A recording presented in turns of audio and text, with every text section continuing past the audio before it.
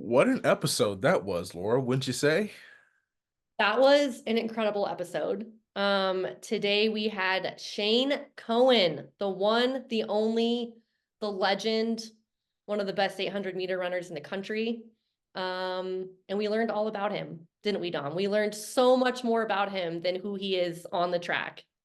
We definitely learned about him. And first of all, shout out to everybody who's listening to Lactic Acid, who has been listening from the beginning, all of our new followers. We love you. We appreciate you. And you're going to enjoy today's episode because did you know that Shane Cohen, outside of running, even before running, was a baller on the hardwood. He is a beast basketball player. He talked a little bit about that. He talked about the transition from Division Two to the FBS or Division One level. He's currently at the University of Virginia, balling out, and he does have some decisions to make. But listen, all thriller, no filler, he's going to make the right ones for him. We got a chance to recap his running journey from the beginning, talk about where his source of confidence came from. It wouldn't be a party if we didn't agree on food, wouldn't it, Laura? No, it would not, as all of you listeners know. We're big foodies. So we got a little insight into Shane's food choices, what he likes, what he doesn't like, Dom's judgment of that. Just kidding. Um, yeah, and it was great. We got to learn all sorts of things. So this is definitely one that you want to check out. Yes, Laura even threw some shade at me at one point in the episode. So my feelings are still hurt about that. But what is not hurt is the love we have for you and how we want you to subscribe. If you haven't already, hit that notification bell, hit that like button on YouTube, subscribe to the YouTube page, Lactic Acid Podcast. If you listen on Apple or Spotify, please go ahead and hit that subscribe button if you haven't already. You'll be notified when all the episodes are released, when you hit the notification bell. And on top of that, if you like what you're hearing and if you love us and if you want to help us because we're poor, leave us a nice review. It helps boost the algorithm. It helps everyone else find lactic acid, that is. And listen, we are appreciative of you. So listen, we're so thankful I can't even talk. Love, peace, and chicken grease. Hope you enjoy the episode. What's going on, ladies and gentlemen, saints and ain'ts, and welcome to Lactic Acid. I'm Dom, Laura.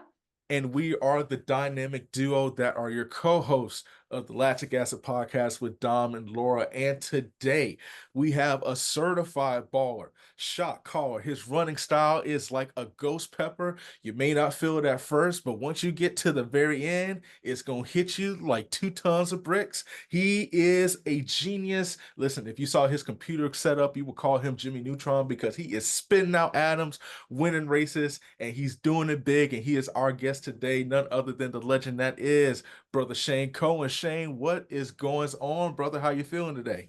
Nothing much, just another day, been working on my internship and just hanging out with all my friends and boys. Nice. Thriving. He's thriving in adult life. Yeah, as Dom alluded in the intro, Shane showed us his 3 monitor setup with his new internship. So he has reached, oh, there it is. He's Yeah. showing us again. He has reached like full level adulting. How does it feel, Shane, to just be, living living in the real world, as some would say? I'm going back to school for another year, so hasn't hit me fully yet. So happy to still have that college experience coming this upcoming year, but definitely a little bit different, trying to enjoy being young as long as I can. I'm Yes, just gonna go say, at it as yes, long as you can. I remember my mid-20s. me Almost. too.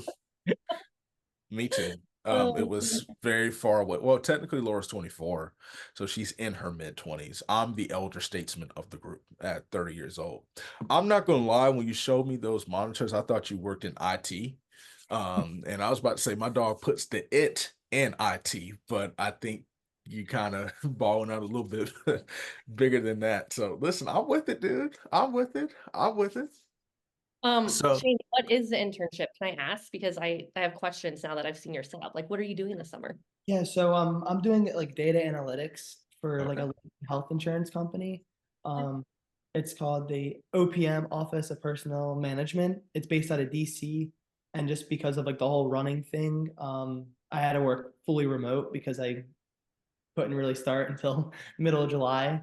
So, it's super laid back. It's, just kind of going through the process of learning new things. And I'm not even sure which route I wanted to go. Just for my program at school, I needed an internship. And this is kind of what best fit. And now here I am. Here you are. Here you are. Listen, so we're going to talk a little bit about that a little later. And I have a question about your school. Specifically, why y'all call yourselves the Who's when the mascot is a Cavalier? But we'll get to that later. But there's some things that are going on that pertain to the awesomeness that you display day in and day out. And so pretty much what happened is people were, I'm just saying, they were watching, and then all of a sudden they just see this kid with a Virginia singled on. It's like, oh, snap, crackle, and pop. We need to invest in this kid, this brother man known as the legend that is Shane Cohen. So there's a couple things that are going to be done for you. The first thing, when people do it big, their face gets put on a Wheaties box. But we don't do healthy cereal. We do anything that you want. So because of your accomplishments, they're going to put you on any cereal box. It still can be Wheaties, but it could be Rice Krispie treats. It could be Not good Apple Wheaties, I'll tell you Jacks. that. Okay, sounds good. My dog. All thriller, no filler. That's how we roll in here. Rice Krispie treats, Apple Jacks, Frosted Flake, whatever the case might be. You pick the Had Fruit cereal. Loops, had Fruit Loops this morning for breakfast, to let you know. Okay. Well, I listen, knew I liked him. I knew, listen, okay, listen, I'm a fruit. We're gonna get to that in a second. So that is the first thing. So actually, I'm gonna tell you this. I'm gonna give you two cereals. You can put it on two cereals. So think of the two cereals that you want. The next thing, you get to pick, you get a chance to pick the restaurant that you want to go to, and they have to make you the meal of your choice. And essentially, what we're going to call the meal is the late heartbreak, because that's what you've been doing to the opponents throughout the season. Mm. And so we're going to do the Cohen late heartbreak, but it is whatever you want. If you want a hot dog with sauerkraut, that's you. If you want cinnamon toast crunch with a side of peanut butter, that's you. If you want, Laura, what's the food that you like that I don't? Well, I was just going to say, Shane, this is mostly a safe space, but not entirely, because when it comes to food, Dom and I tend to disagree on practically everything. So be careful, tread lightly here with what, like, think about these questions, because I mean, like I said, there is judgment. What food do you like, Laura, that you want to throw into the fire? What food do I like? I mean, okay, That I'm a I huge, don't like. yeah, I'm a huge Annie's mac and cheese fan. Your Yeah, girl loves so Fox Mac, and he judges me 100% for that. So, and it's 100% accurate. So if you want something that nasty, they're gonna put it on a plate for you, and they're gonna serve it up, and they're gonna write and then SC on it. also anything that I can eat with ranch, which technically is almost anything. Yeah. So those are like my two categories. Anything I can eat with ranch, Annie's box mac and cheese. So try and beat that, Shane. I don't know. I've set the bar really high with my culinary choices. Yes. So basically, that's what you got going for you. I need them cereals. We need those cereals. And whatever meal that you want, when you walk in, they already know what it is. They seat you at your favorite table. They get you a frosty beer or whatever you like to turn up to. I'm sorry, we're in college, so we got the apple juice on deck, and then whatever meal that you want. So if I had to pick two cereals for the first one, I think I'm gonna go with Cocoa Pebbles. I'm a huge fan of them. Yeah. And then if I had to go with the number two, I'm like, you guys would see my diet is not the healthiest. So love Cocoa Pebbles. And then if I had to pick another one, honestly, probably the Fruit Loops. I think Fruit Loops and Cocoa Pebbles would be the top two I would go for. I think um, it gives you the chocolate side of things and it gives you the fruity side of things. And I think it's Um, unhealthy enough. And okay, question though, really quick. We interviewed Trevor Bassett last week, and he hit me with something that was somewhat unhinged. He said that he doesn't put milk on his cereal. He only eats it dry. Do that's you? not cereal. Right. Okay. Cool. That's I not just want to double check. Like after he said that, I was like, do more people do that? Is that like a way of life that I'm just like unaware of? that should not ever be considered a cereal. So sorry to Trevor, but that Sorry, is Trevor, we love you, but it was unhinged. that's considered a snack.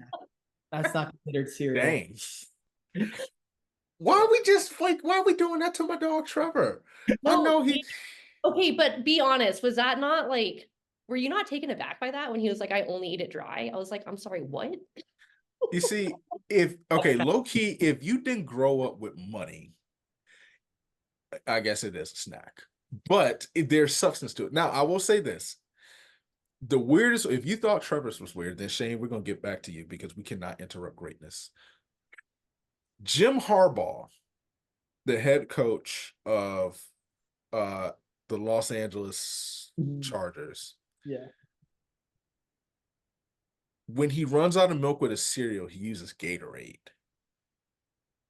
That's more unhinged, I think, than not even having milk. 100%. That takes it like a step even further, where you're like, what? Gatorade. Gatorade. I wonder what flavor Gatorade. I guarantee it's blue. That cool blue. Yeah. It's, I hope it's I hope so. Imagine Cocoa Puffs with blue Gatorade. Wow. Sorry to interrupt you, Shane, but Laura had a great question. That was Sorry, I had to take that in there. Okay, so now you're on to your meal of choice. So if I were to go with a dinner, I'll do a dinner and like I guess a snack meal. A snack meal, peanut butter and jelly. I can eat that whenever, however. That is the go-to pre-race bread and butter, no pun intended.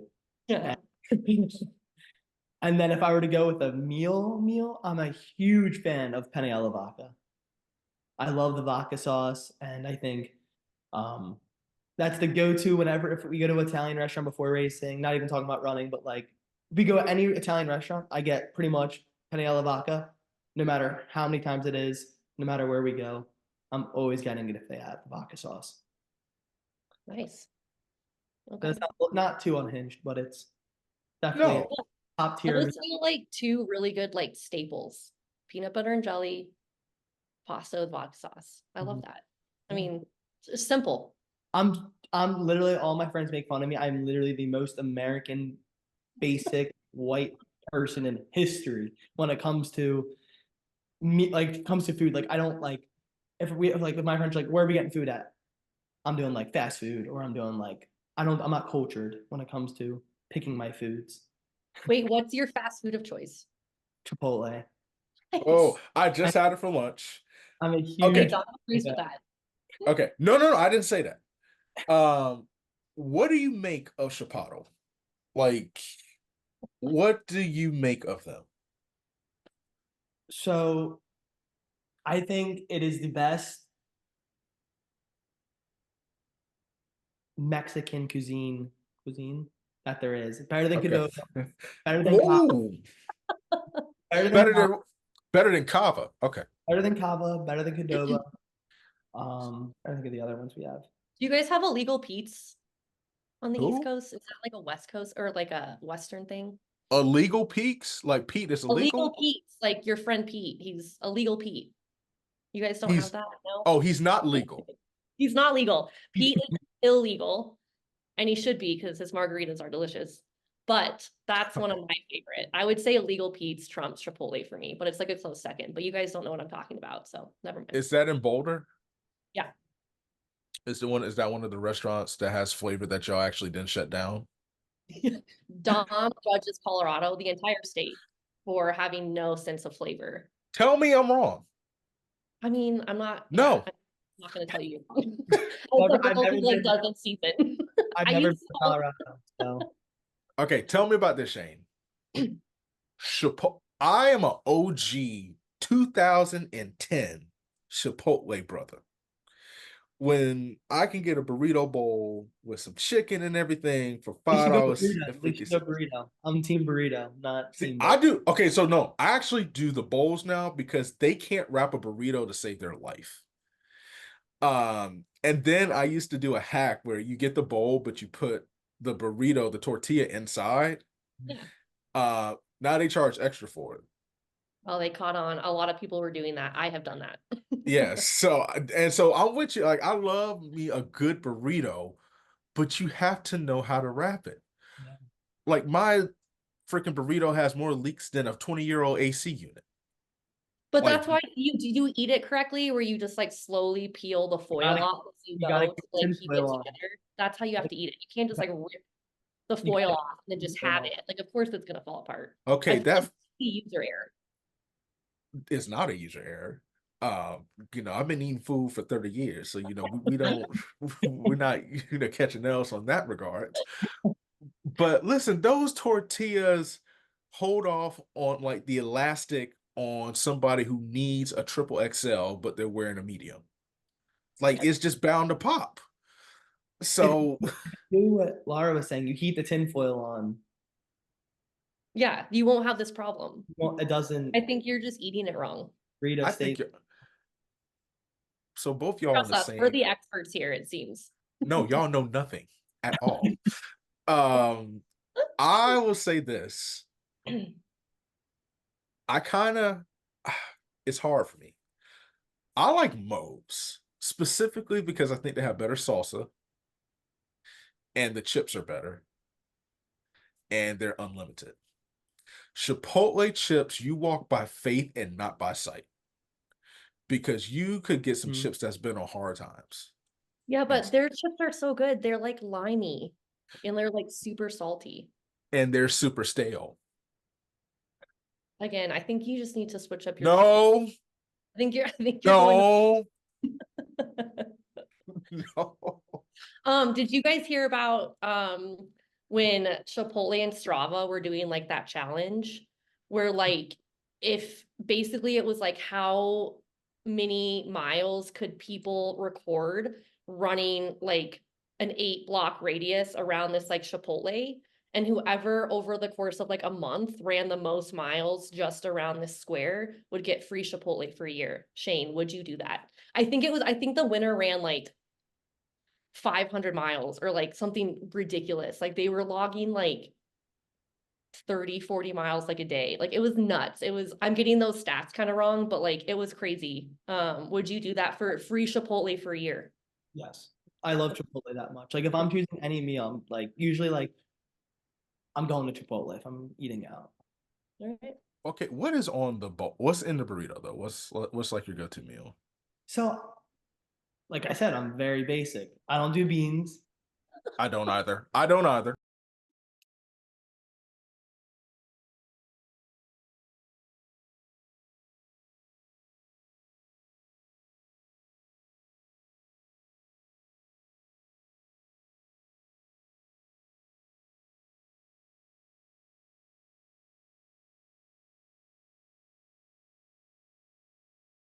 You have to.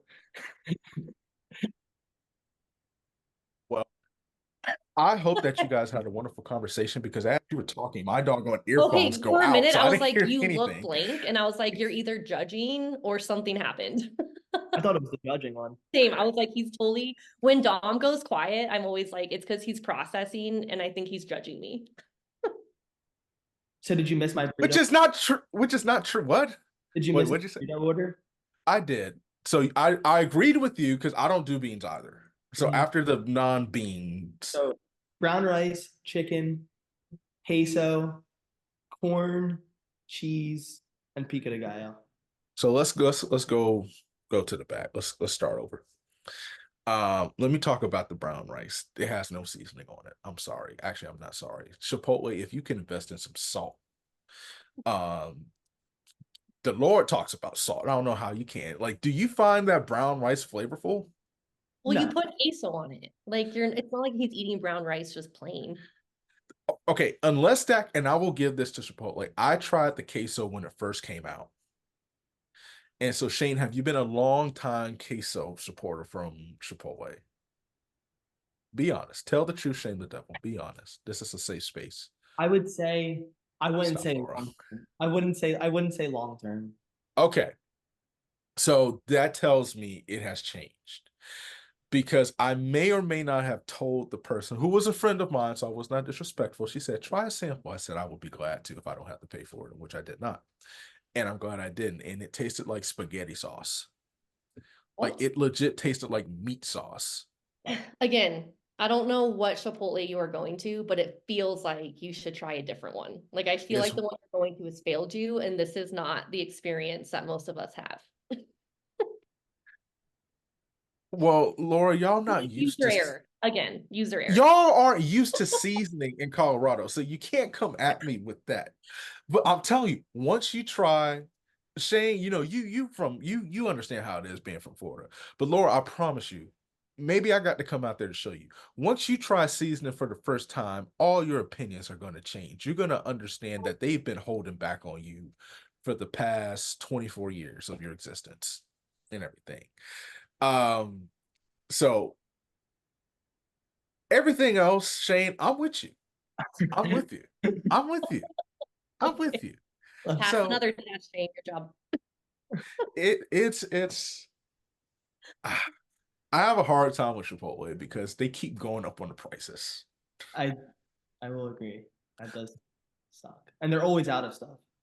Yes, like they went on a guacamole strike, and I was hurt Yeah. because nobody touches their guac. But I do have one question. Are you familiar with the restaurant Bar Taco? I've been there once in Okay, Florida. Tampa. You're saying it wrong. perfect. That's it's What Bartico. is the correct pronunciation to say it? Is it Bar Taco or Bartico? Oh, like I said, this is the American side of me. Bar taco makes more sense to me. Yeah, so you're right, Shane. It is Bar Taco. We got one of those a couple years ago here in Boulder, and I called it Bartico for like a couple months, and no one corrected me. And then finally, my mom was in town, and I was like, "I'm gonna take you to this cool like new Mexican restaurant called Bartico." And we roll up, and she was like, "Isn't it Bar Taco?" And I was like, "What?" And then everyone's like, "Yeah, you've been saying it wrong," but just like no one wanted to correct you because you said it so confidently. So anyway, I still call it Bartico because I don't know. It just seemed like, I don't know, bar taco. Like you were right. It's so simple. And so in my head, I was like, that can't be it. What was like your go-to spot in Tampa when you were down there? Because there's some pretty good places in Tampa. So we're talking about restaurants. Yeah. Now, if you wanted to, if there's another place you go that you know, I know Ybor City gets, you know, so I know Ybor City get lit. I've been down there. Yeah. Restaurants. I would say in like the Soho area, which is like it's like kind of like its own place. There's like a lot of bars in that area. There's this place called Water and Flower, Okay. and every Tuesday, they would have like half off tacos for Okay. Taco Tuesday and like margaritas and stuff. So I think that was probably like we would go like close to every week Dang. because it was just so cheap. Like you're getting like you can get like 5 tacos and a drink, and you're only paying like $15. What? Oh my That's gosh. how much like one margarita is at Bartico. Yeah, For like $14. yeah. Florida. Incredible. Wow. I have to go next time I'm in Tampa, I have to go down there. Have you ever been to Stubbs?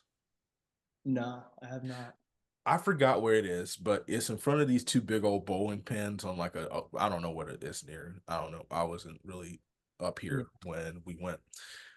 If you ever want the best fried chicken in your life, I have a t-shirt that still has a stain from 2010, 2011, because that chicken was that good.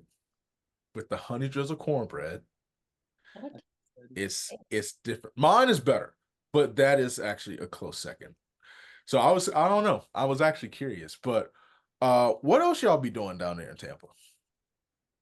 Um, It's a safe space. Mostly. It's um, we're very big fans of going to the beach and pool days. yeah. Obviously, everything is so easy access. So like weekend trips to the beach is a huge one. We'll go to like Treasure Island. That was like Yeah. the big one. And they have a nice like beach bar called Caddy's right there. So that was like our big main spot. It was kind of like it was like 30 minutes away, but like everyone would make the drive on the weekends. And then just like, being on a team and stuff like that, it's just so easy to like hang out with people. So like, just having people over and pool days were super nice. And because you really can't go outside during the day because it's so hot. Yeah, it's crazy. Unless you're sitting up by a pool. So it's like, or you're napping because you have to run at 6 o'clock in the morning. That's right. Because we had practice at 6 a.m. every day. And then even on the weekends when we were like on our own, we would meet at 7. And it's like we weren't getting a full 7 hours of sleep before that long run. Oh my gosh. Y'all built differently down there in Tampa. Yeah. But speaking of running, Laura. Yeah, speaking of Tampa, Shane, I'm a huge like journey person. Like I love learning stories about like behind the scenes and like why, like just like the stories that have shaped athletes and like what has gotten them to where they ultimately end up. And yours is fascinating to me. I love your journey because I'm a high school coach. And so I always tell my kids, there are 1,000 different ways to like get where you want to go. And there's not just one way to do anything. And you are such a great example of that. So I would love to kind of dive into a little bit of how you kind of got to where you've gotten. And for those of you listening, if you do not know who Shane Cohen is, Shane Cohen is one of the best 800-meter runners in the country. He won Division I NCAA outdoor championships in the 800, and then he went on to the Olympic trials where he made it all the way to the final with that nasty kick and got 6th and has run 144. So that is where he is now. But how did you get there, Shane? Give us a little bit of just like how you got into everything. Yeah. So the start, like high school, I was all in on basketball. That was like my bread and butter. Wanted to play college basketball.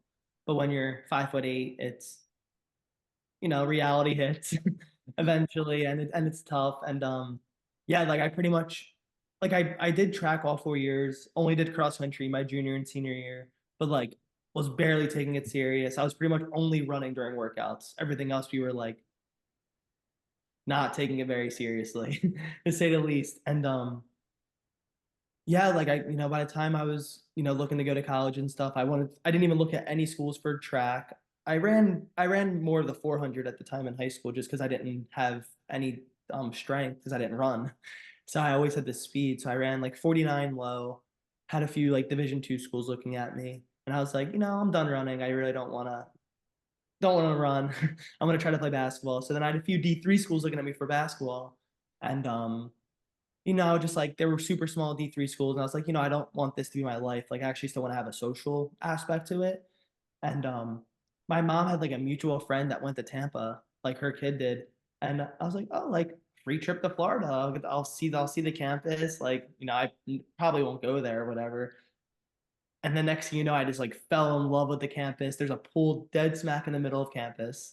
So during the tour, you walk by and you just see a bunch of people laying out by the pool on a 2 p.m. on a Tuesday. And it's like the whole thing just filled. Like people are like on the ground. And I was like, yeah, like this is where I want to go. And then I ended up going to Tampa just for academics. And then, I thought my not even just running career, I thought my, athletic career was essentially over. And ended up walking onto the Tampa team my freshman year. And yeah, and that was a whole nother story making the team because I was kind of like I thought I was going to do the 800 in the time trial to make the team, but the 800 is considered like more distance, so all the cross country guys weren't doing a time trial because they were already on the team. So this is just like to make the team, and I was like, oh, like if I just need to do this to make the team, like I'll do something like lower distance with all the sprinters who are also trying out. And I was going to do the 400, and I was like, oh, like I'll just do the 200. That'll be easier. And then I ended up winning the 200-meter time trial and beating all the sprinters who've been like actually actively practicing block starts and stuff like that. And then as soon as I made the team, I jumped right back up in mileage and was like, that was pretty much like who I got close with all the distance guys because I had the more mile 800 background. And then because so at the Tampa, we only had a cross country conference. We didn't have a track conference. So Oh. so essentially all the scholarship, there was no scholarship money on the track side. Everyone who was a sprinter were technically all walk-ons. And so I was like, oh, like, I'm just gonna do cross country to like, feel like more like a team sport. And also like I still did cross country, so I was like, I know what it's like and whatnot. And then I think that's where the distance side of things really picked off for me because all my teammates were running, 70 plus miles a week, and I was only running like 30 at the time. And Which so, was a big jump from high school because I think you said you ran like 10 to 15 miles a yeah, week in high school. yeah, So you already doubled your mileage and you're still like, wow, there's yeah, to go. literally. So then it was like, like obviously let's be smart with upping my mileage. And then it was like my sophomore year, well, freshman year was my COVID year. We got sent home in the spring. And then at this point, like I was kind of going all in on cross country, and I probably started running like, because I think I pretty much went up like 10 miles every year. So I was like 40 to 45 my sophomore year, 50 to 55 my junior year, and then I was around like 65, 60 my senior year. And I just think that that process was just like super beneficial for me because it was just like I got injured my senior year, but like, I wasn't getting injured all the time. I was just easing into things, kind of let my body take care of everything. And then by my senior year, I ended up being our top cross country guy. And then my sophomore year, sorry to keep backtracking times. Then my sophomore year ended up running 149. And then it was like fun, obviously, like qualifying for nationals, but it was like I didn't have the team aspect of it. I didn't have that like competing for a conference championship. So I was like still going pretty much all in on cross country, just to like, you know, have the team sport, have the team aspect to it. And then, before you know it, your senior year, I was running probably 60, 65 miles. Um, and kind of just and a quote that I said to someone else earlier was like my college was everyone's high school by the time I was adjusting the mileage. I was more mature, my body was older, and I think that was been the biggest um upside for me, just like listening to my body and just being my body being able to hold that mileage without getting hurt or anything like that. Yeah, Where I mean, did, oh, go ahead, go ahead, Laura. Dom. My bad. No, you're Go good. ahead. You're good. Go ahead. Go ahead. You're good. Well, I was just gonna say, Tampa was Division 2, correct? Yep. And I think, yeah, you said you went like one of your first 800-meter races when you were like officially on the team. You took like almost 10 seconds off your PR, which was pretty incredible. And again, like you said, I think it speaks to just, finally getting into some training and like slowly having that progression that you never fully had in high school. But I thought that was wild because I was like, that's a huge chunk of time to take off in just like 1 800. Like that's 2 laps. Like that's It people, it's hard is. to do that in like a 5K, let alone an 800. Yeah, it was so like so my sophomore year was like that first kind of normal year, things were starting to come back. And that's when cross country was in like the winter slash spring. But because in Tampa it's so warm, we start outdoor track in February. Yes. So essentially Okay. you're competing cross country and track like within the same year, kind of going back and forth. And it was like I ran my first 800 of the season. I ran 2:04, and it was like a super, not making an excuse up, really windy track, and it was like not much competition. I ended up winning. And then 2 weeks later, I think we even had a cross country race in between. So then we had those track, cross country, and then our home meet. And then we had like this all American kid who was trying to break 150 in the 800. And I was like telling all my friends, I was like, oh, like I'll beat him. And his name's also Shane. So it was like super ironic. I was like, I'm the better Shane. Um, I was like, yeah, like I'm gonna beat him. And everyone's like, no, you're not. Like the kid's already an all-American. Like he's like really good 1500 guy. And I was like, no, like I'll beat him. Like it's okay. And literally, I ended up running 149 and out kicking him. And I ended up beating him. Dang. I'm literally doing And the then exact the same 8-second PR, like, oh, thing. And the thing is, I really didn't know how fast it really was. Like it's yeah, I can shoot you guys over that video. We have a video of it from my friend's phone, and he was videoing like my friend. And next thing you know, he's pretty much videoing me the entire time, and like the audio of it is so funny because he's like a lot of profanity to say the least. like, what am I watching? Like, what is happening? Like, how is he doing this? Where did this confidence kind of stem? Because obviously it seems like you've always had this kind of swag, but it's like it was enhanced. Now, listen, I believe that when you come to the state of Florida and you kind of deal, first of all, I have to give a shout out to Tampa because I have been to that campus. And I want to give a shout out to all the Florida schools not named UCF who has a pool on their campus for these hot months. I just had to get that out there. But Tampa is a sweet, sweet, sweet setup.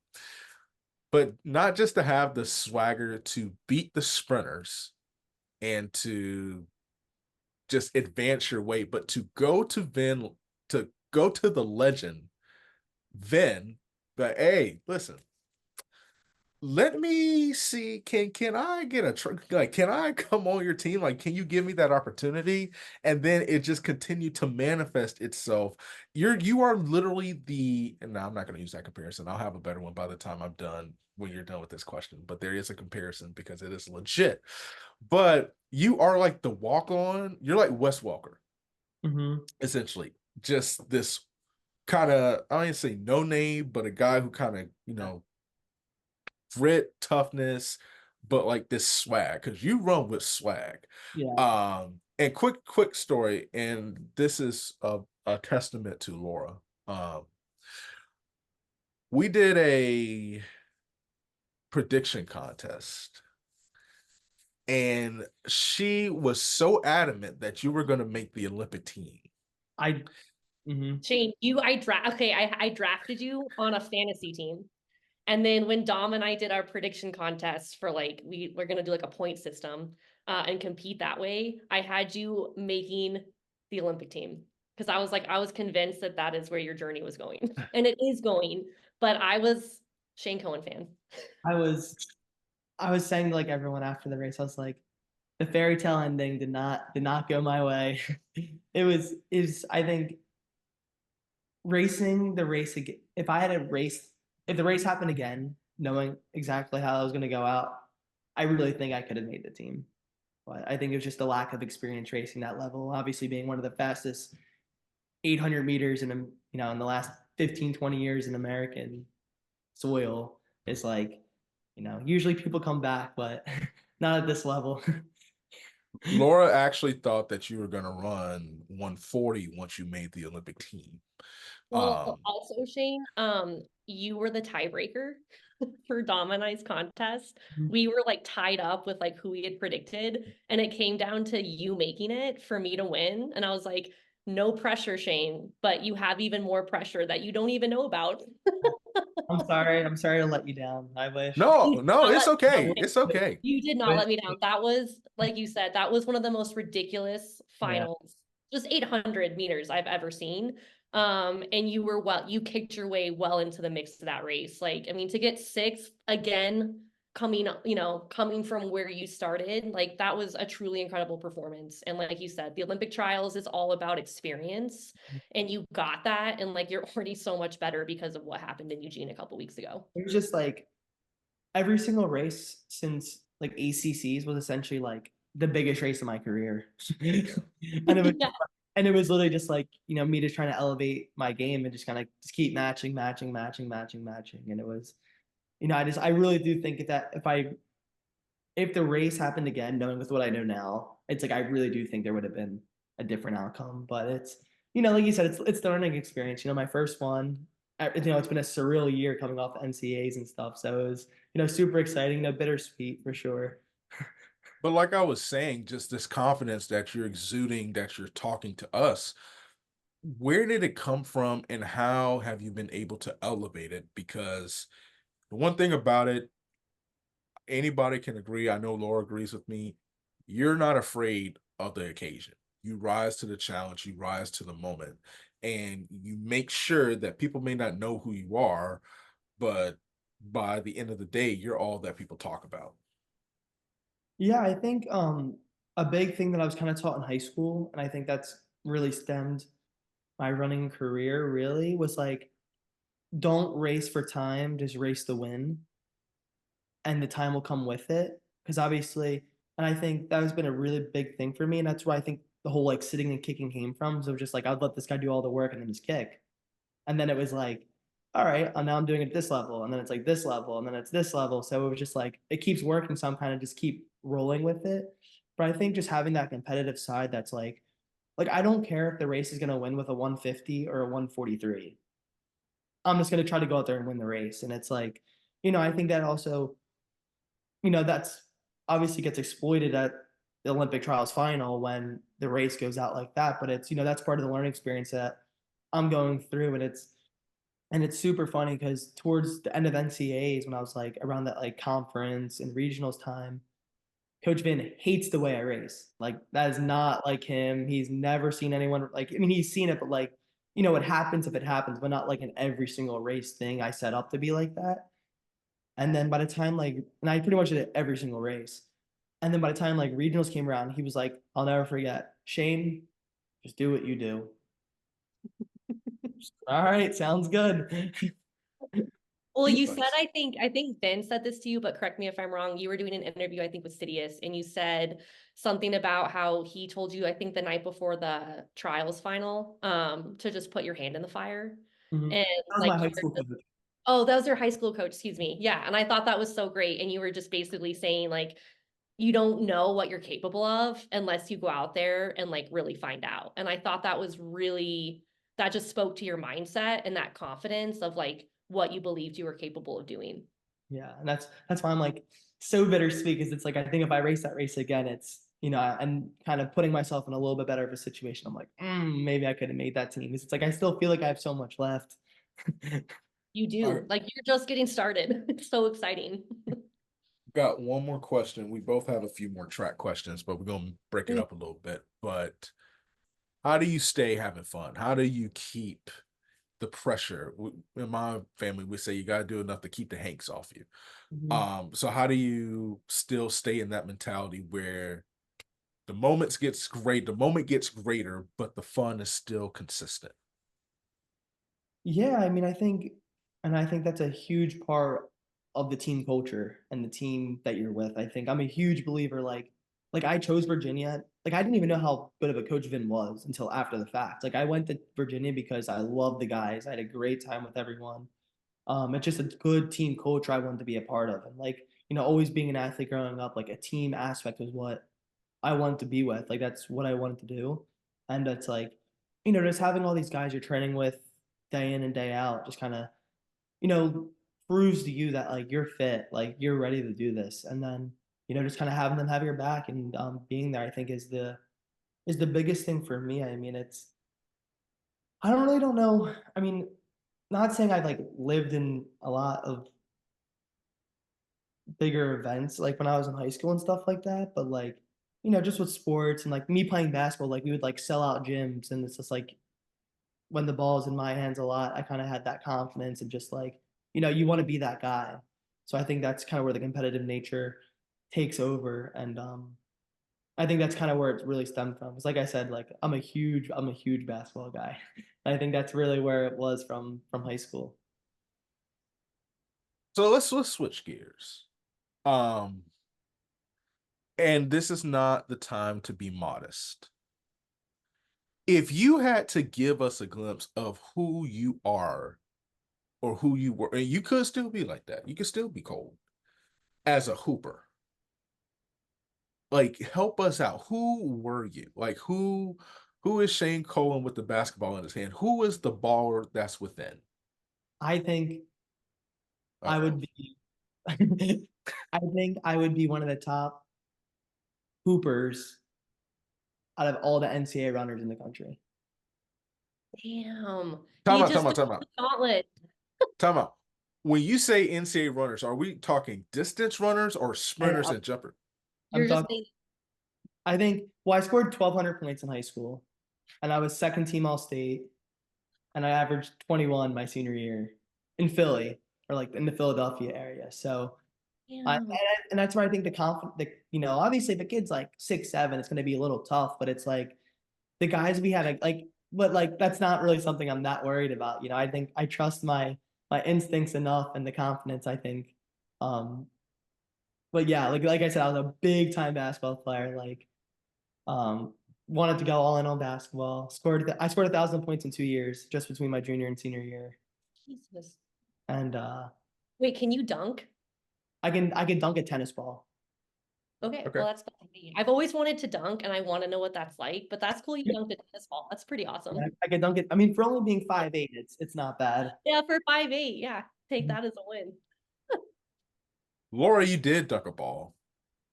I did dunk a It was like ball. a 2 foot hoop, but it I still lowered the counts. hoop to like the kids' height and I was like, that's what it feels like. I felt like unstoppable. I was Mhm. like, damn, the power to be able to do that would be such a cool skill. If I could come back in another life, I would want to like know what it's like to dunk a basketball for real.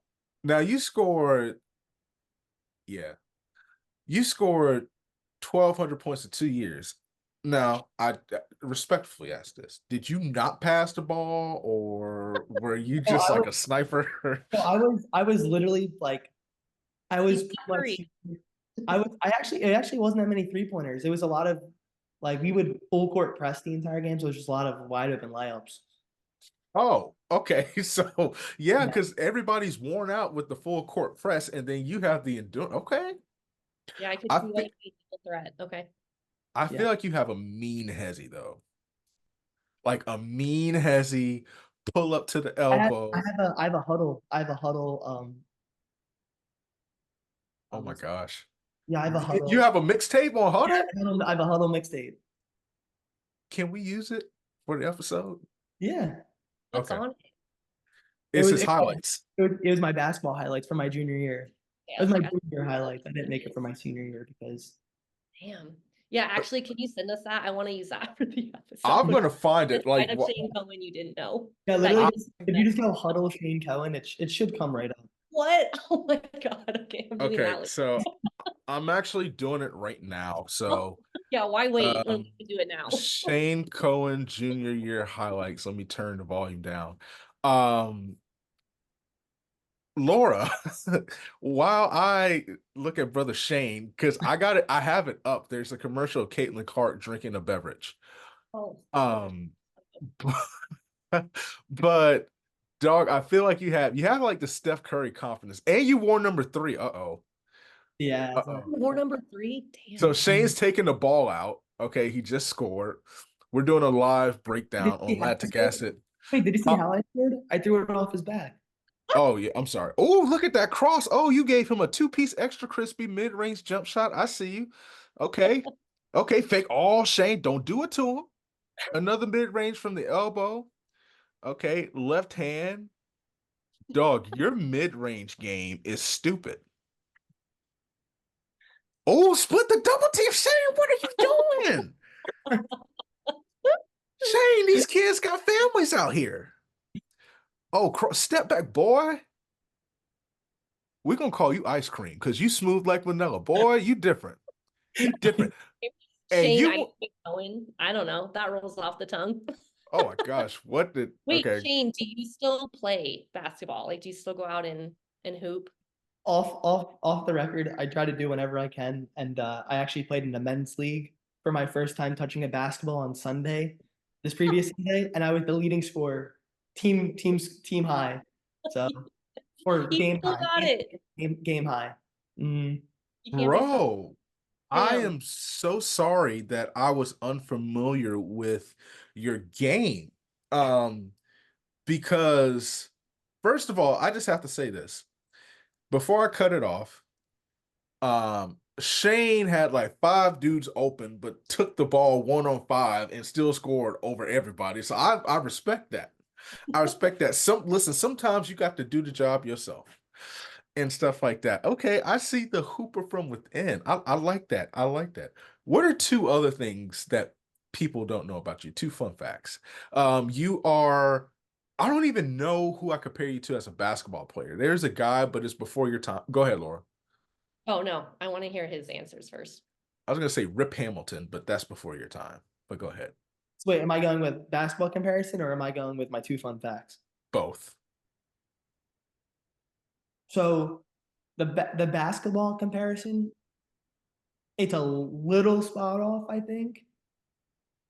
I think I'm the less athletic version of Russell Westbrook because He's such I'm a just because I'm just as fast as him, super explosive, but I just can't dunk quite like he can.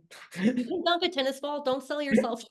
And honestly, like my weakest part of my game was my 3-point shot. So that's where like he really can't shoot either. So that's kind of where I got that comparison.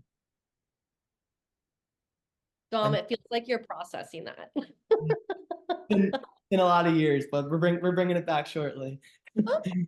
And then two fun facts. Um, I don't even know. Um, Fortnite is a really fun. Fortnite's a really fun Xbox game to play. Love playing. Okay. Love playing Fortnite whenever I can. And I don't even know. Like honestly, like I'm trying to think of something that's like unique. I mean, I'm just caught on the basket. I'm still trying to process Russell Westbrook and everything, but like, Fortnite, and then can you cook? yeah, I can cook. Yeah, What's like your gourmet meal? I make a really good buffalo chicken stuffed peppers. Ooh, What? Dang. Okay, that's a good fun fact. Buffalo chicken stuffed peppers. Yeah, it's pretty much what it sounds like. It's just buffalo chicken. You make chicken, and you cut a pepper in And half, put it in a pepper. and you put in the pepper, then you add some cheese on top. okay, I have a question. I My favorite food is fried chicken. This body was built on fried chicken. There's a country music song that says, "When I die young, bury me in satin." I've changed it to, "When I die young, bury me in chicken." That's how much I'm in love with it. But you're from Pennsylvania, hmm played in the Philly League. What is an authentic Philly cheesesteak? Like, because I've seen so many renditions of it, and I just need to know because I am a ribeye, extra onions, put some mayo on that thing, and some lettuce with the provolone cheese. You're already so a Philly Okay. cheese. Okay. There's essentially, I guess, two different things you can do with it. There's two cheeses you can do, and then there's either onions or without onions. So like literally, if you go to any Philly cheesesteak like place, like for me, like I get whiz cheese. Mm. I like whiz Mhm. cheese over American cheese. Usually those are the two that most people go with. And then you literally just say whiz without. So that means whiz cheesesteak without onions. And that's my go-to order. Is Whereas without. like my mom would be like American with, and it's just American with fried onions. Nothing else is added. Nothing else. That Yeah, is Wait, it. y'all. when you started saying lettuce and mayo, I was like, I feel like you're doing too much. Say Mhm. less. That That's is just how. Oh, dang! That was cold. Um, wow. I'm not even from Philly, and I'm like, I know that that's incorrect. Okay, I don't want to talk anymore. the main thing that supposedly differentiates the Philly cheesesteak from a lot is the roll. So the Yeah. roll that we have is it's called an Amorosa roll, and supposedly that's what gives it the unique taste. So, like in Florida, like that's just, I guess, how like Floridians do it. That's where like the lettuce, tomato, I and wouldn't all even that get a stuff comes into. I wouldn't even get a cheesesteak in Florida. I'm sorry. I Well, you've just offended both of us. I don't know how you got it. Laura came at me. I'm over here like, no, I know. Like I literally never had one. Laura has the Philadelphia in her at heart. I I do. could. Yeah. Wow. I just I just feel knew like that it didn't come with a lot. Like that's like my knowledge. Like I knew it there wasn't I've watched enough Food Network to know that it doesn't come with much else.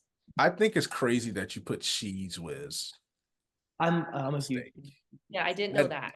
That one. that is a violation of like the Lord and the apostles and the Department of Health and Education, and like that is crazy work.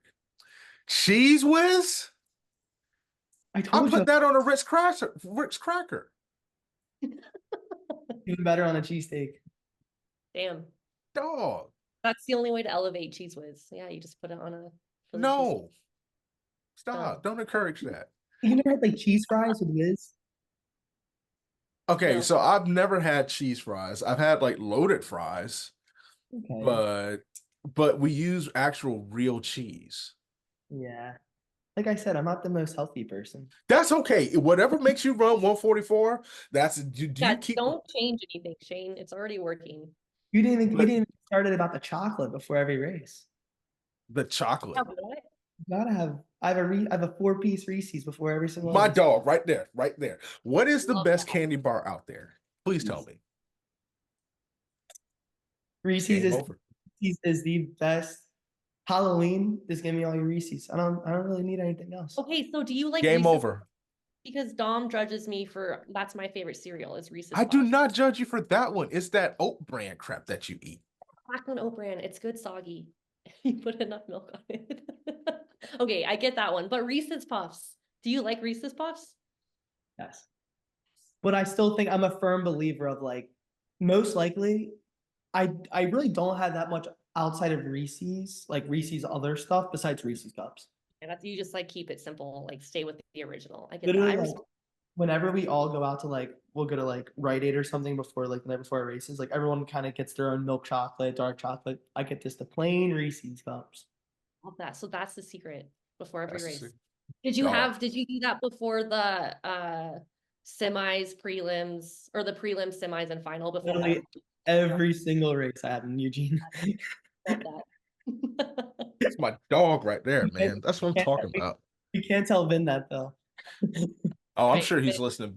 Yeah, I'm sure he's gonna listen to Lactic Acid. Vin, earmuffs, don't listen. Then come on the show. I love hearing Laura, what is your favorite candy? So I could judge it accordingly if it's not a Reese's. Well, I used to before every race, I always do peanut M&Ms. So that was my thing. Ooh, okay. But my favorite like candy bar, I like Milky Ways. And you judge, I feel like you kind of judge me for that. I am. I'll say So you probably like the Musketeer people too. No, I like the Milky Way because I want caramel in there. Eat a I'm not- Twix. Well, no, I don't want to eat a Twix. Eat a Snickers. No, I don't want peanuts in it. I like the midnight Milky Way. It's like dark chocolate with the caramel. So good. What's yours? Reese's. Normal. Great. Oh, wait. I like Reese's too. I was thinking like bar, you know? Oh, like a bar? Okay, so that's like always the catch 22. Like, is a Reese's, and Laura, I respect your nasty candy that you enjoy. Dark chocolate people, Milky Way, please come on and sponsor Lactic Acid, even though I know you may have some questions after. Help us report. Help us, we're poor. Hashtag trying to get the hashtag po no mo. God. Is a Reese's, and we'll get back to the track after this, is Reese's a candy bar or is it just candy? Because I feel like you could put M&Ms in the same category. Like what would we I think- classify that? I would classify Reese's as candy. I think it's a candy bar. I guess I'm thinking of it like really literally. I mean, it's like it's the exception to the rule. I feel like essentially they could just switch the shape and it would be in a bar. It's true. They could just kind of like, I feel like they made one like that. They did a bunch of like spin-offs of They Reese's. did like, yeah, and they all sucked. I did like the big cup. I'm not gonna Yes, lie. the big cup. I Big like cup deep was- dish, so it like makes sense. Like I was she liked the deep dish Reese's. so. Oh I man. would say this. There's nothing like living in Florida and putting a Reese's in the freezer in the summer. Ooh. Now my gums hurt, so I have to wait for it to come down a little bit to like a little lower than room temperature. But still, that is better than any frosty beer in a summer's day than you can ever imagine, and it's cheaper too. Definitely a lot cheaper. It depends on the beer that you drink. I'm a huge Miller Lite person. Okay. Miller Okay. Lite. Those Or are what? Ultra, Michelob Ultra. Okay. Those are the two I go with usually. Tell me why you like Miller Lite. I'm just curious, just for scientific purposes. Why? My family drink. Like everyone in my family drinks Miller Lite, so I've literally grown up Grew up on Miller Lite. on Miller Lite. That's like the go-to beer usually. And then Do I you switched like- to to save the calories, but like I really don't care that much about it, if you want me to be That's honest. that's um do you like country music? I'm I'm seeing Luke Combs in 2 weeks. Okay, so What? yeah, I can definitely see you liking Miller Lite. 'Cause that's like a country music. That's like a country music beer. Yeah, he's probably gonna have a few of those at Luke Combs. Oh, that's awesome. That was one of my questions for you. Like, what would we find on your pre-list or your pre-race playlist? What Yes. does Chipotle pump up to? So when it's like an hour, before my warm up. So I guess it's like 2 hours out from my race. I'll start with country just to kind of that's like my like zone out, like just kind of just like relax, flatline kind of thing. But then once I get like 30 minutes out, then I switch to like some rap, but it's like not really rap because I hate like the muffle rap where you can't understand. It's more stuff that have like a bridge or like a chorus in it, so then I can actually like understand what's going on. But like Yep. usually that's like my routine. I usually go like an hour out, I'll go like country music just to kind of, just kind of zone out, just kind of forget about life for a few minutes, and then like 30 minutes out from my warm up, then I'll go like rap essentially. What rap are you listening to? So right Just now, the song that I have, the song that like I said, I'm not really a big rap person. It's like, but like for an example, like I have some like Pop Smoke. I have Martin and Gina by Polo G. Like that's the big one I always try listening to before I race. Martin and Gina. Yeah. Oh, from the show Martin. Okay, Yeah, sweet. but it's like it's not like rap. It's I've just actually never heard of those artists before. Yeah, the one that you just named, I was like, I don't. I'm over here Yeah, like I Snoop I think Dogg, Jay-Z, Jay-Z. Tupac, Biggie. I don't. I there's don't know. Okay, so all right, Drake, Laura, what Kendrick. is oh my gosh, I was just yeah. I was like, what is like the rap song? If you're going for a run, and then we'll get to the other part. What's like the rap song that you're listening to before? The one that I have been bopping, I don't know why, and I have a 5K coming up soon, and I feel like this is going to be this. It was meant for me to listen to this. There's actually two. My favorite rap song ever is by De La Soul. It's called Stakes is High. Um, it's a very educational song. It's a really good song. It well, it really is because it actually has substance to it. It's not talking about like all the other stuff, but it actually talks about like reality. And the beat's sick. And it's the one when they came on Jimmy Fallon. That's the best version because of the instruments. But anyway, um, Nothing But a G Thing by Snoop Dogg and Dr. Dre. okay. That song. Mhm. I do know. Like, I don't know the first one, but I knew that one. Or like yeah, Eminem. Love. yes. I love me some old school Eminem. My Yeah. favorite pump up rap song though that I listen to before every race is Jay-Z's Reminder from his Blueprint 3 album. It's a great one. I love that jam. That I is a feel like good that's one. what you do out on the track, Shane. You just remind people who you are and what you're capable of and what you Especially will do. especially the last 50 meters. Your kick is ridiculous.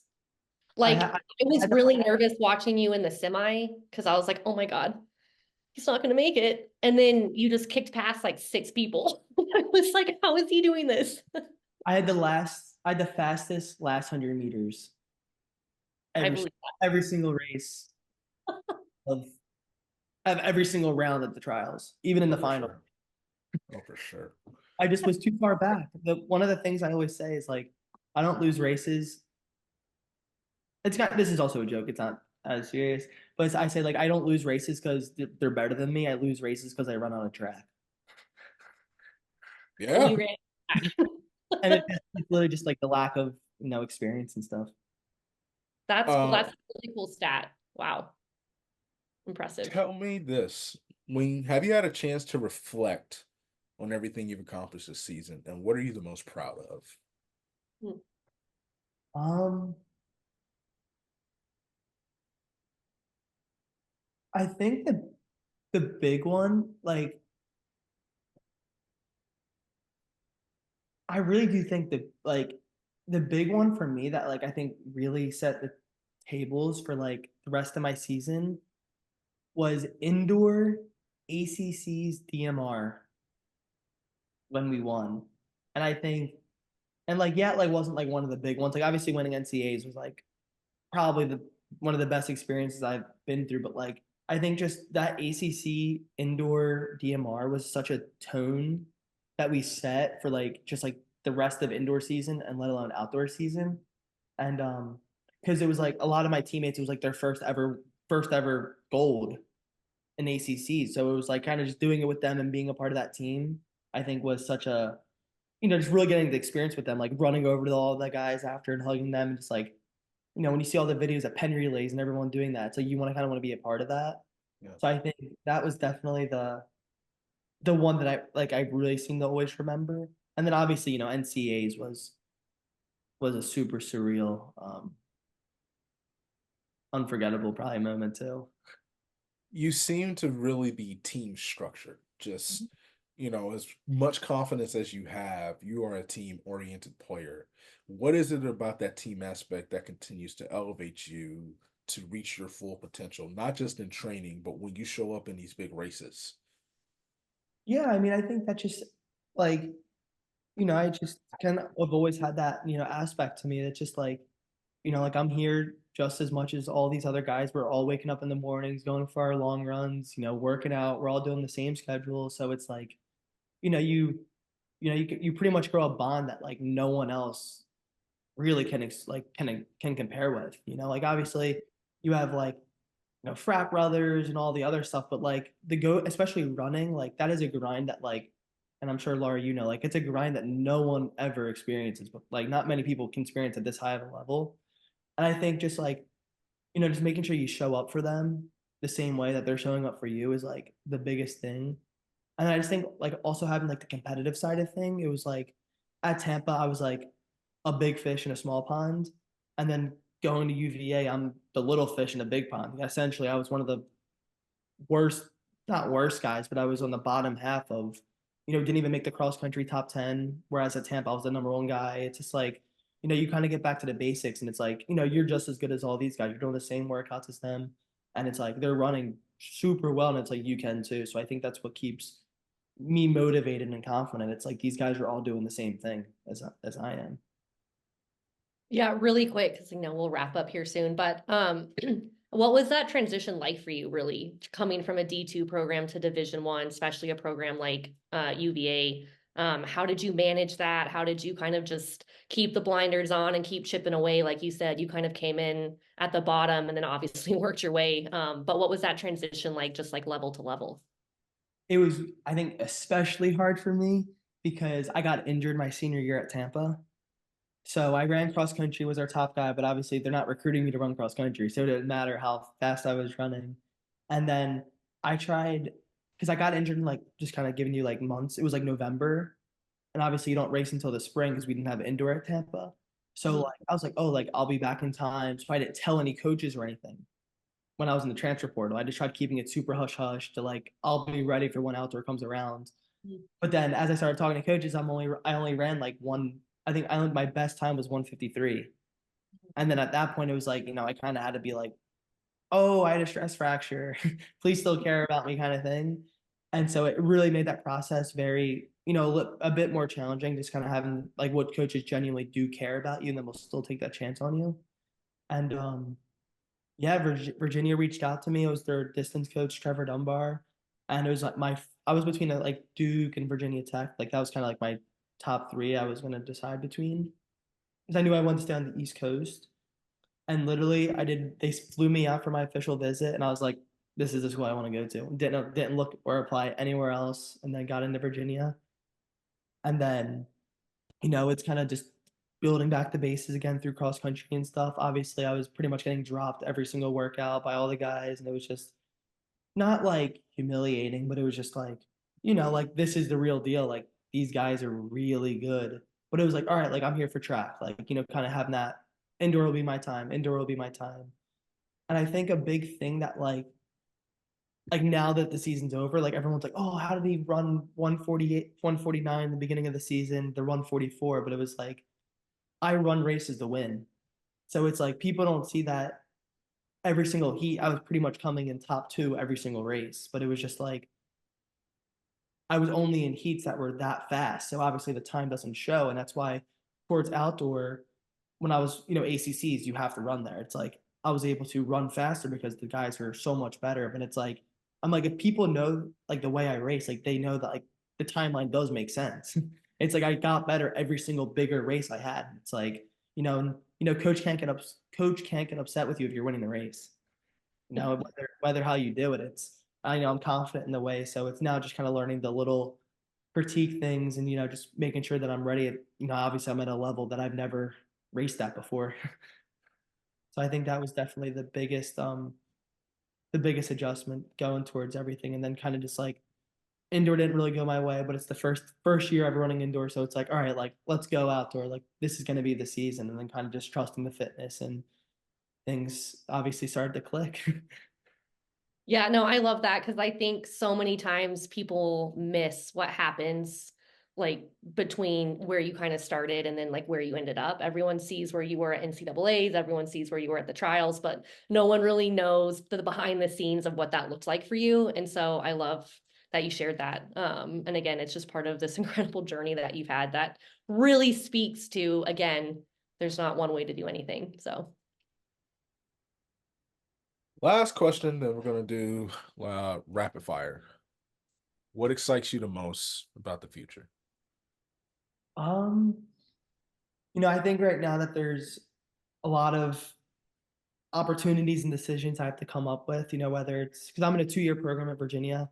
So it's, the next steps are obviously looking at going professional, seeing how that route can take me, or coming back to school.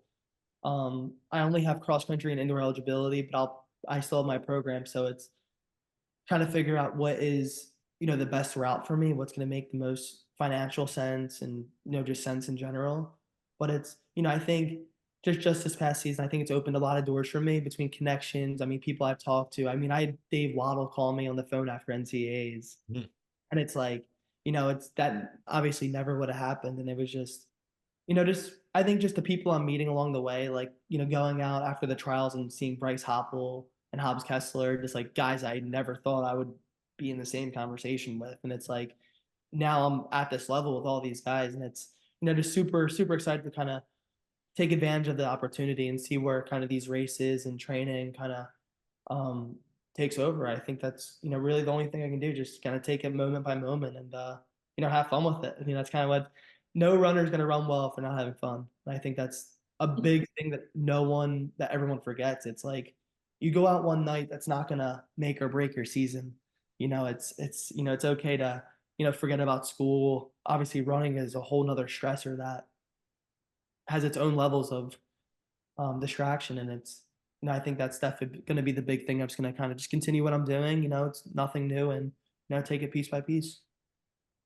You have survived the interrogation process.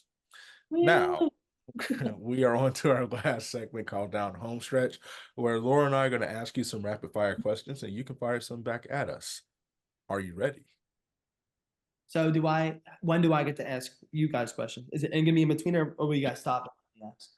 Laura's going to ask the first one and then you can fire some back at us. All right. Laura, This is my whenever first you're one. ready. Would you rather win an Olympic medal or run a world record?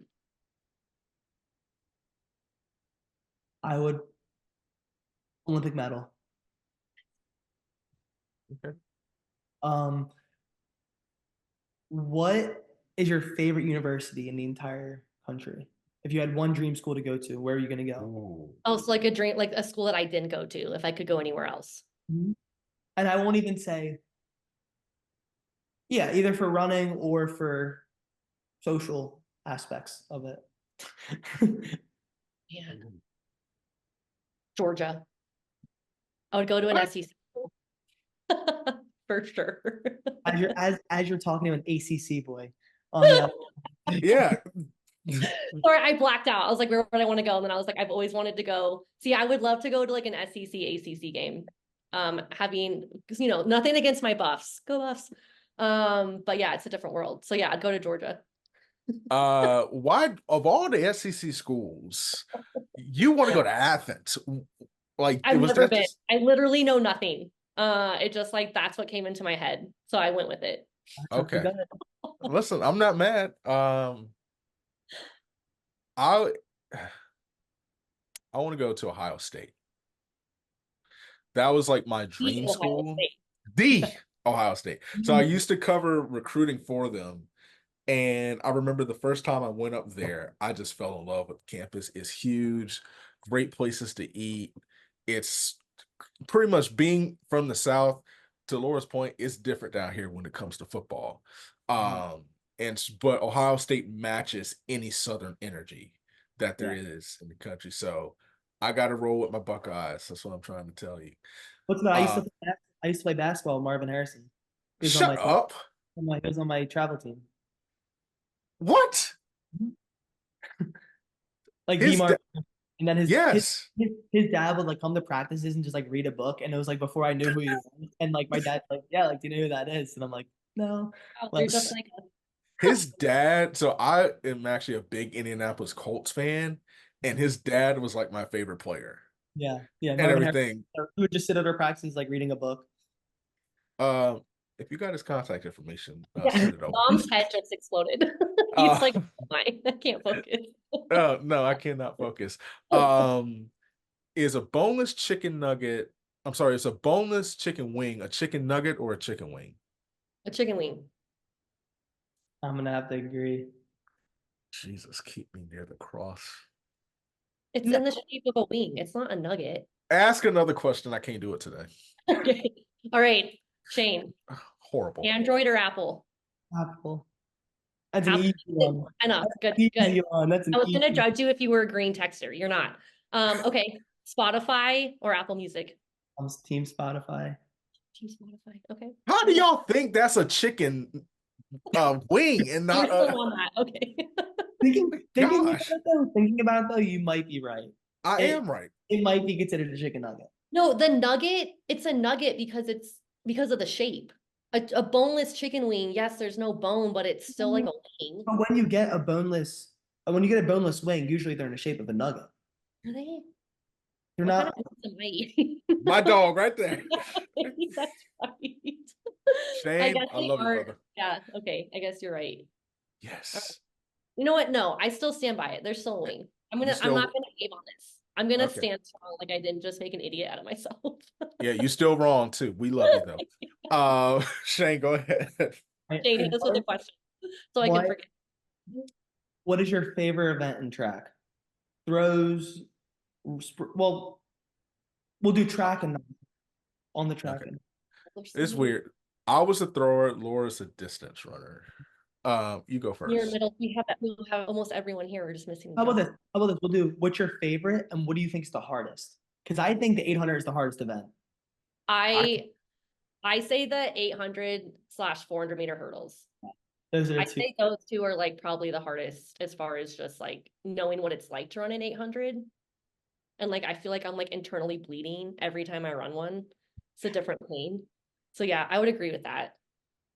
say the 8 and the 4 are the hardest. Hurdles is about rhythm.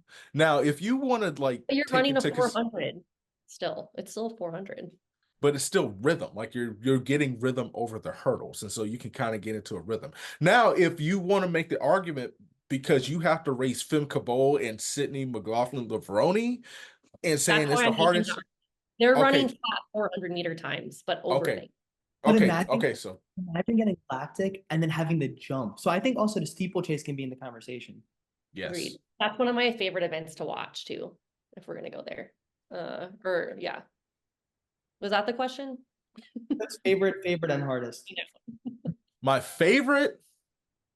Like if you I had like if you had to watch something, like what's like, damn, this is gonna be a oh God, oh coming off this the trial, man, everything. it's I would say it's the 100 or the 200. Mm. um there's the most storylines are in that race, but I also feel like this answer is going to be biased towards all three of us because to me it's one of the sprints and it's the throws because that's my background, having competed and then well high school competed, but coached and everything, so I love the throws and I love the sprints. Laura, I feel like I know what your answer is going to be, but I want you to say it to prove me right. Oh, I was gonna say the 1500. Yeah, I was gonna say that too. Love the 1500. That race blows my mind every time I 'Cause watch. it's like long enough to where it's like fun to watch, but it's short enough to where it's like you're not like, damn, I'm not sitting here for 15 minutes like a 5K. Yeah. So What yeah, about you, Shane? we're not gonna say the 10K then. It's your favorite event. Okay, I'm a little offended, but sure. What about you, Shane? I think I think the 800 and the hurdles, 400 hurdles are the two hardest. It Okay. was funny because my mom was just listening to Allie Wilson on the radio, and I guess they were talking about how hard the 800 is, and she's like, and this was really this morning. Shane, I didn't realize that the 800 is like the hardest event in track. Your mom said Like, that. yeah, mom, it's pretty hard. Wow. She's I like finally that. like coming to the realization of like what you do.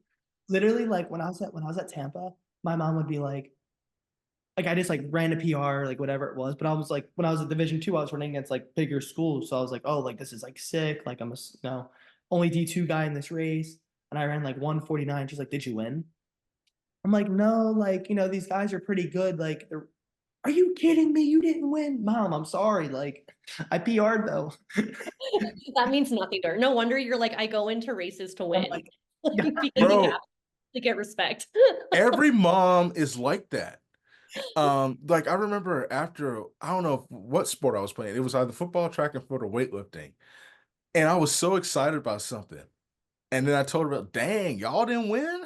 I was like, okay, my bad, screw the My PR. grandma used to always ask me, her first question to me was, did you make money?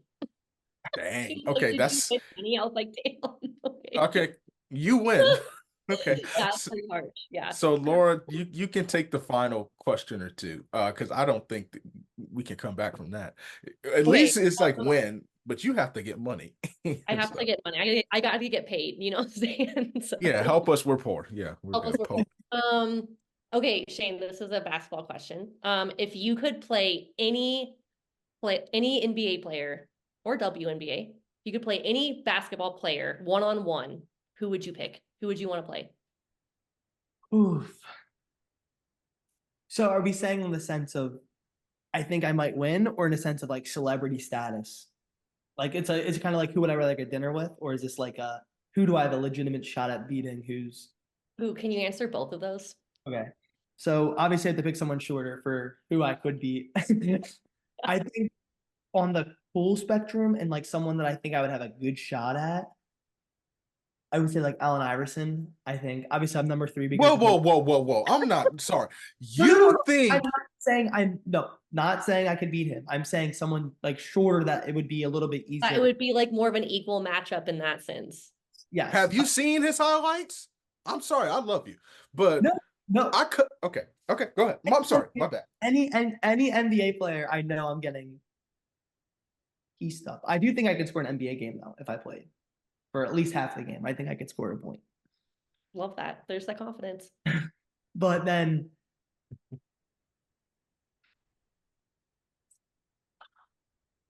I think I got to go LeBron James. I think he's my goat. I Yeah, will say, thank you. I have him over Michael Jordan, so I think I would choose LeBron. I think he'd obviously him it would just wouldn't even be really a game, but Still, imagine if you scored just 1 point on him though. Like that would be like you could just go out. Like that would be incredible. Be like, I've done it all. I would just quit. Yeah, I mean, I would too. I'd be game's over. I don't even care what the score is. You can Dog. I'm out. LeBron, I know you listening to this. Sponsor all three of us somehow. yeah, please. Yeah, LeBron, we know you love our show. Can you help us out? We just need like Can you- 1%. We need 1% of what he makes, guys, and we will be set for life. Yeah, that's all Literally. I want. I'm not asking for anything. That's all I want. If I could just get like the shoelace, not even the shoe. Like I'll be good. I don't even want the whole shoe, just part of it. Just the lace. Just Give me the insole. I want the insole. for Yeah, sure. the insole. Just the worn sock liner. I'll be good. All right, Laura, take the last one, and then we're gonna wrap this thing up with a bow. Oh man, that was my last one. Okay, then I'll ask the last one. Yeah, that was my list. Why does kindness matter to you?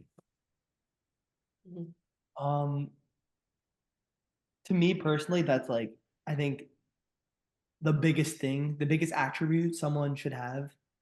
You want to be treated. If everyone had kindness and treated other people the way they should be treated, there wouldn't be much crime. And it's, I think along the lines of that, it's just like there are some very angry and mean people, and it's very hard to, hide the fact of that. And it's like, just being kind, I think, just like puts everyone in a good mood. It's just like if you don't go into something like, happy and optimistic and, kind, it's like, you're never going to enjoy what you're doing. So I think that's huge, a huge yes for me. Well, Shane, we agree that LeBron is the GOAT, but I think all Laura and I can agree that you are our GOAT. And we appreciate you, brother. Listen, let me make sure I get the socials right because sometimes I plug people on social media and I don't know who they go follow. So for those who I have done that to, I would just like to send out my sincerest apologies over the past 2 years for mispronouncing your social media account. But you can follow Shane Cohen on Instagram, just that Shane Cohen, no spaces, all thriller, no filler. Shane, we appreciate you, brother. Listen, love, peace, and chicken grease. We'll catch everybody next time.